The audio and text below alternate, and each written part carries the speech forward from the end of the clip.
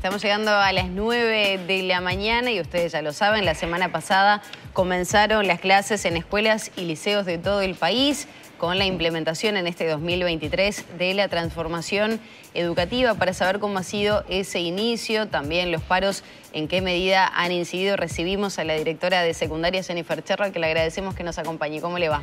Buenos días a la audiencia de Arriba Gente, gracias a ustedes por la invitación. ¿Cómo evalúan esta primera semana después de un fin de semana de descanso?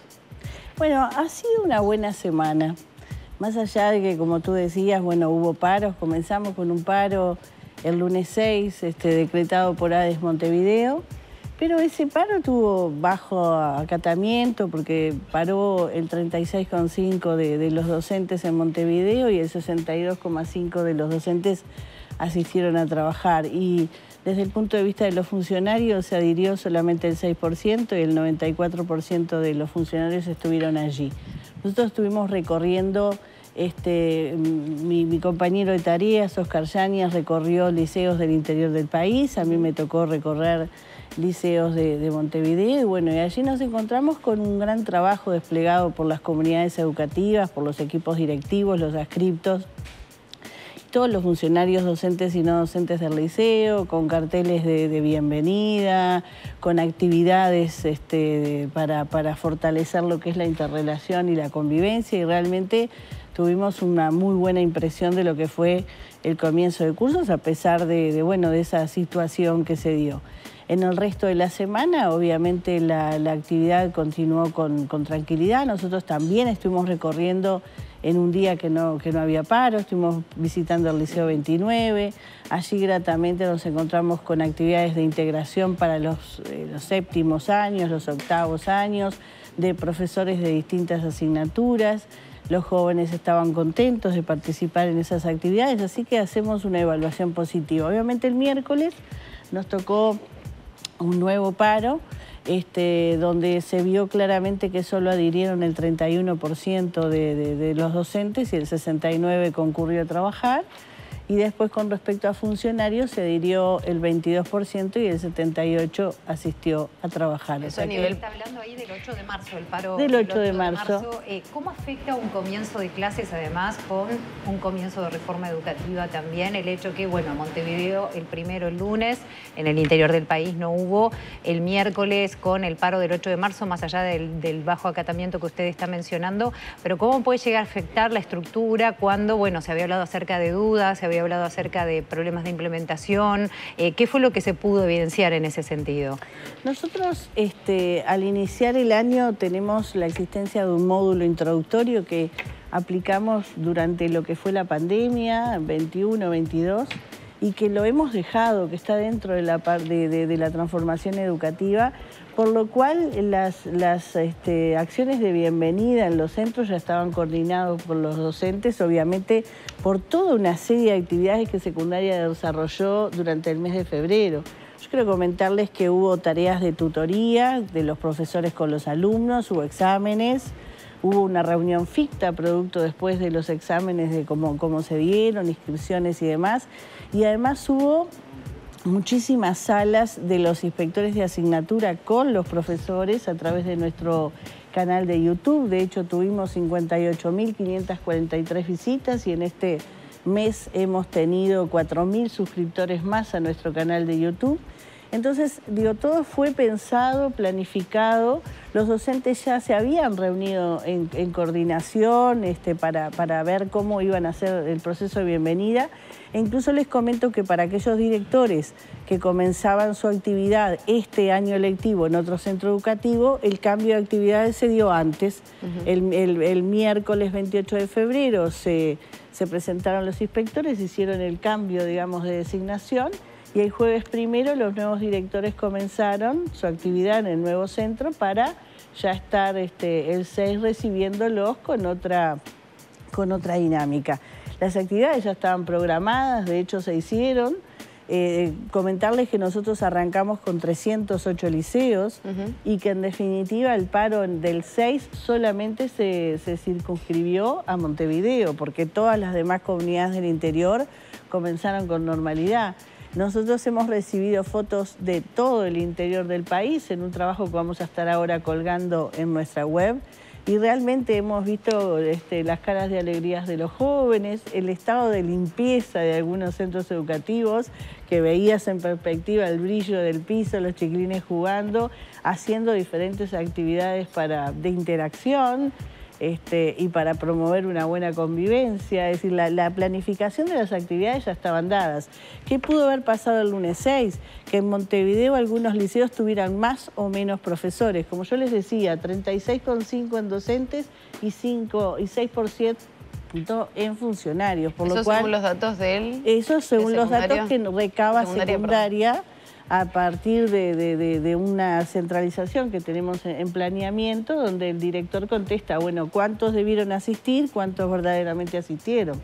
Entonces, digo, la actividad de bienvenida por suerte se dio. Nosotros visitamos centros ese día del paro y la gente estaba trabajando, es decir, estuvimos adentro de salones de clase con alumnos y con profesores, así como estuvimos en el patio participando de las actividades de recreación que estaban organizando los centros educativos. El miércoles ya fue un paro más grande porque ya estaba previsto, en principio era de mujeres, después fue de todo el mundo, pero el 69% de los docentes a nivel país concurrió a trabajar y solo se adhirió el 31%. Cerro, sin embargo, usted habla de las capacitaciones recién a los docentes. ¿Alguno de los comentarios, por lo menos con docentes sindicalizados, es real que he podido dialogar y que llevan de alguna manera las quejas generalizadas de los profesores?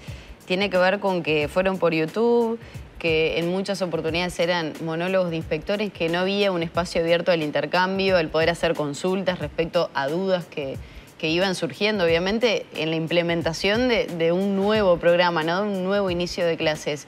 ¿Qué pasó con eso? Realmente eso nos llama la atención porque, digo, como te comentaba, hay un montón de entradas a nuestro canal de YouTube. Los inspectores tuvieron contacto con los profesores de todas las asignaturas y, en definitiva, hicieron las preguntas que tenían que hacer. Digo, no creo que ninguna inspección se haya negado a contestar, pero además, digo, no fueron las únicas actividades que se desarrollaron, que eso es lo que tiene que quedar claro. Nosotros, es decir, organizamos con las inspecciones de institutos encuentros con los directores. Los directores tuvieron encuentros con los profesores que iban a tener a su cargo durante el año. Los profesores de asignatura con los inspectores de asignatura tuvieron diferentes encuentros. Los más relevantes, porque fueron diferentes temas dándose, se dieron dentro de lo que es el canal de YouTube, pero sí fueron francamente positivos. Incluso lo interesante es que queda como repositorio. Si ustedes entran al canal de YouTube podrán ver las diferentes charlas que dieron los inspectores de distintas asignaturas. Hubo profesores que cuestionaron lo que era el contenido, que lo consideraban insuficiente para poder afrontar de una forma más limpia, más clara, más ordenada esta reforma educativa, y también hablaron acerca de el temor de, al no realizar los cursos, que pudieran tener algún problema para trabajar, que fuera obligatorio, y que la adhesión en muchos casos a hacer los cursos se debió más a eso, a una adhesión a lo que se estaba en realidad aprendiendo o la imposición de la reforma educativa. Los cursos son de carácter obligatorio porque si uno va a tener una transformación como profesional en cualquier carrera, tiene la obligación de ponerse operativo, ¿verdad? Es decir, estuvieron abiertos a través del programa de EducCeibal. Porque nosotros trabajamos muy aceitadamente con Ceibal. La mayoría de los docentes hizo los cursos que tenían que ver con la transformación educativa. Obviamente nosotros tenemos distintas instancias de formación que van a estar realizándose durante el año. Está previsto trabajar en 5 oportunidades donde los docentes van a recibir más herramientas. Arrancamos marzo, abril, mayo. Allí vamos a tener un periodo de lo que va a ser una reunión de profesores, que se va a ver cómo va pautándose la situación, y obviamente que durante el año se harán las reformas, cambios, transformaciones, correcciones que puedan detectarse como posible carencias, errores o demás. La transformación está bien pensada. Se hizo un marco curricular nacional, se hicieron las progresiones de aprendizajes, de allí los perfiles de egreso, se hizo el plan EBI, se hicieron los programas, el contenido de cada unidad curricular. Nosotros hemos venido trabajando fuertemente durante todo el año. Es decir, uno sabe como docente que uno cuando se recibió, por ejemplo, tenía una forma de ser profesor adscripto o tenías una forma de dictar tu clase de asignatura que con el tiempo fue cambiando. Llega un momento en que vos te das cuenta que no basta solamente con tu presencia, el pizarrón, un marcador o una tiza, sino que tenés que ir incorporando nuevas tecnologías y nuevas cuestiones que hacen al interés del alumno para poder mantenerlo activo y para poder captar su atención. Cerro, respecto a la cantidad de grupos, FENAPE se está señalando que hubo recortes, 166 menos que en 2022. Bueno, es interesante la pregunta que me haces y te agradezco. Yo les quiero comentar a ustedes que nosotros arrancamos con nuestros grupos, los colgamos siempre el 31 de octubre de cada año en nuestra página web. Nosotros partimos con una base de 301.602 horas para dar, para lo que era el año lectivo 2023. Terminamos creando más de 44 grupos en el periodo de noviembre-diciembre, que por supuesto se incorporaron a la oferta.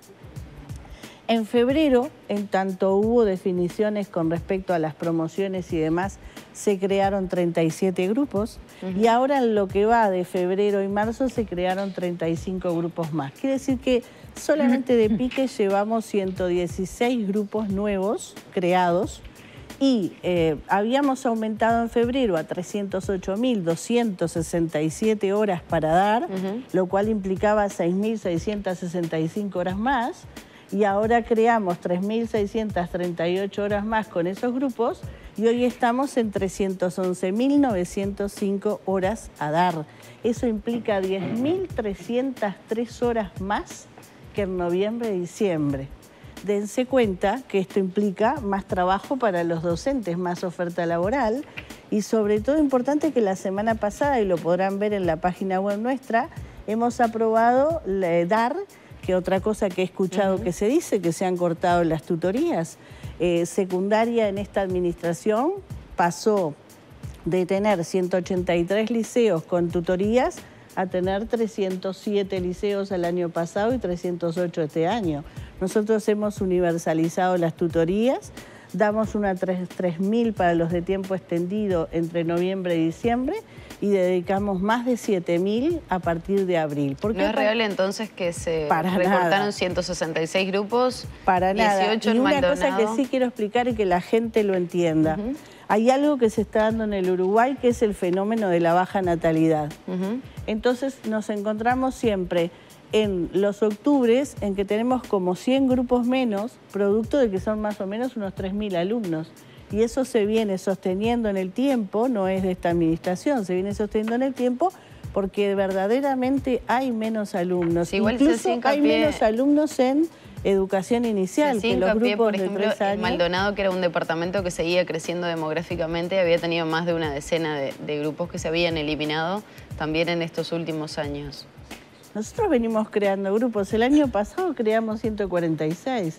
Este año, ahora llevamos 116. Y lo que más estábamos creando en estos últimos días, porque se estaba dando una demanda, eran grupos de noveno. Sí, pero ADES, por ejemplo, sigue hablando acerca de un recorte bestial y está hablando de la superpoblación de los grupos, porque también es como muy relativo. 50 se señala a alumnos de clase de 50 alumnos. Te doy ejemplos concretos, porque digo, yo puedo decir muchas cosas, pero yo tengo que demostrarlo. Y tengo que presentar pruebas para eso, ¿verdad? Yo podría decir X cosa al aire, pero yo tengo que demostrarlo. Por ejemplo, en el liceo número 7 de Paysandú, que había 3 grupos de biológico, que empezaron siendo de 28, 30 y empezaron a aumentarse a 37. Lo que nosotros hicimos, y en principio salió a la prensa, se dijo que íbamos a crear un grupo en el liceo número 1 departamental, que eso quedaba muy lejos para los jóvenes que vivían en el 7. Nosotros creamos el cuarto, quinto biológico, es decir, el cuarto número 4, allí mismo en el 7, y sacamos alumnos para que no tuvieran 35 ni 37, o sea, creamos un nuevo grupo. Creo que lo que ADES no se acostumbra, o por lo menos FENAPES, ADES es Montevideo, FENAPES es la Federación Nacional, es que nuestra dinámica de utilización de los recursos públicos, que son de todos, se hace de una forma organizada y haciendo una priorización. Yo siempre sostengo, y me lo han escuchado decir, si hay alumnos, habrá grupos siempre, porque nosotros tenemos la obligación de atender el derecho a la educación de los estudiantes. Pero hay también profesores para esos grupos. ¿Cómo estuvo el tema de la asignación de cargo, de la elección de horas? Bueno, nosotros lo que hacemos es creamos los grupos y los ponemos en la oferta para... ¿Pero qué pasó con esa oferta? ¿Cómo está hoy la cobertura? Bueno, nosotros hoy estamos... Miren cómo fluctúa esto. Llegamos a un 98% de dar las horas. Como fuimos creando más grupos, bajamos al 97%. Ahora creamos otra serie de grupos más, 35 que les comentaba en los últimos días, y tenemos más horas para dar. ¿No quedan 5.000 horas docentes sin asignar? Pero mirá, 5.000 horas quedan muchas más. Yo te doy un ejemplo. En Río Negro, por ejemplo, quedan 194 horas para dar. Y en Artigas 201. ¿Y qué pasa con esos alumnos que no tienen profesor? Pero voy a esto. En Montevideo ahora aumentaron mucho más las horas que aparentemente están sin dar. Yo quiero comentarles a las personas que nosotros ya dimos la primera ronda a los efectivos, la segunda y la primera ronda a los egresados que son interinos, la segunda ronda de efectivos y la segunda ronda de interinos, y vamos en la tercera. Ahora, si ustedes ven más horas en Montevideo que están vacantes, es porque el otro día cargamos 1.829 horas de la asignatura que es lenguaje de señas para nuestros alumnos sordos, y además 488 horas de inglés para los cursos que son de 7º, 8º y 9º, pero en el área rural. Quiere decir que nosotros estamos ofreciendo todos los días más horas. Y eso se traduce, como les decía hoy, en más de 10.303 horas, que implica trabajo para las personas. Pero hay 10.300 personas disponibles, o por lo menos hablando en hora, personas, si fuera así. No, son horas. Pero por eso, pero están las personas para cubrirlas. Cada persona no toma una hora, ¿verdad? Es decir, cada docente toma 20, Pero entiende lo que 30, le estoy tratando de decir. Totalmente, ¿Están cubiertas esas? Totalmente. Mira, la cosa es así. Nosotros ahora después empezamos con las categorías, digamos, más bajas de docentes, que son los que no son egresados, ni que son interinos, pero no son egresados de los centros de formación docente. Se van dando esas horas en la tercera ronda y después entramos en un calendario permanente. ¿Qué nos va a pasar? Que muchas de esas horas nosotros ya las dimos, chiquilinas, y esto es lo que ustedes tienen que entender. Ya se los dimos a un titular y muchas veces tenemos el suplente del titular y el suplente del titular. Por eso nos hemos adelantado, porque digo, esto sucede cada año, y obviamente que hay asignaturas que faltan egresados, y por eso es que hay otras categorías de estudiantes de ingeniería que dan matemática, dan física, dan química, pero nos hemos adelantado haciendo un llamado de tutor en línea de manera de lo más rápido posible en el tiempo, cuando ya nos demos cuenta que usadas todas las categorías. El año pasado nosotros hicimos más de 200 llamados extraordinarios en todo el país, en diferentes asignaturas para cubrir. Cuando nos demos cuenta que eso, por más que haga llamados extraordinarios, no se cubre, se va a cubrir con un tutor en línea. Eso determina que un alumno de diferente departamento puede estar constituyendo un grupo con un docente remoto que les dé las clases correspondientes, ¿no?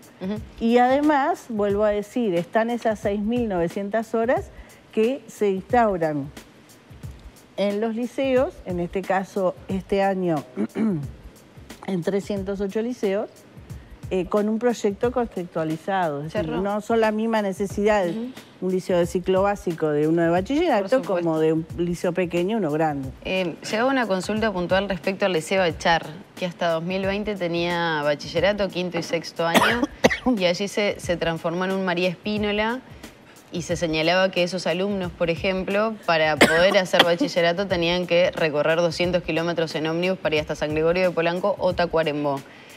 ¿Qué está pasando con esas situaciones puntuales? Se entiende también que si hay baja demanda se tienen que ir transformando y adaptando.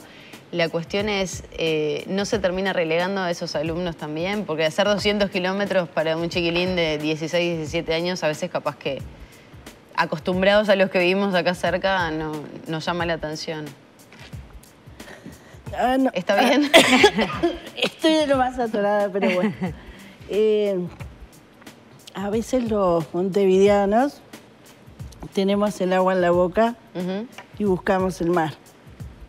Y a veces en el interior las cosas son diferentes. Hasta ahora lo fundamental es que estamos trabajando con las empresas de transporte para lograr horarios especiales para algunos liceos, de manera que puedan asistir a los lugares de estudio sin problema. Entonces, ponele en Ancina, Tacuarembó. Es un lugar alejado. Tenemos 6, 7 alumnos. Vos decís, bueno, no da para crear un grupo que te vale 2 millones de pesos y traducido en varios meses es mucho dinero. Sin embargo, vos tenés que asegurarle al chico que siga estudiando. Hemos conseguido ómnibus para que los dejen allí o en Toscas de Caraguatá y puedan continuar con sus trayectorias educativas. Lo venimos haciendo en Salto, por ejemplo, también, que había problemas de locomoción y demás. La pandemia nos ha traído algunas cuestiones que tienen que ver con empresas de transporte que han reducido su sistema de traslado y a veces nos han impactado en lo que tiene que ver con la organización nuestra de la hora que deben entrar o la hora que deben salir los alumnos y los docentes de nuestros centros educativos. Entonces nosotros tratamos de trabajar interinstitucionalmente, porque si algo nos enseñó la pandemia es que había que trabajar en equipo para poder y colaborativamente para poder atender esas necesidades. Cherro, quedan muchísimas consultas, sobre todo de cuestiones que vamos manejando en el día a día. ¿Qué pasa con los salones de docentes? ¿Qué pasa con esa transformación hacia un bachillerato, si es real o no? Las ocupaciones. Las ocupaciones, bueno, quedará para una próxima vez, esperando que esté mejor.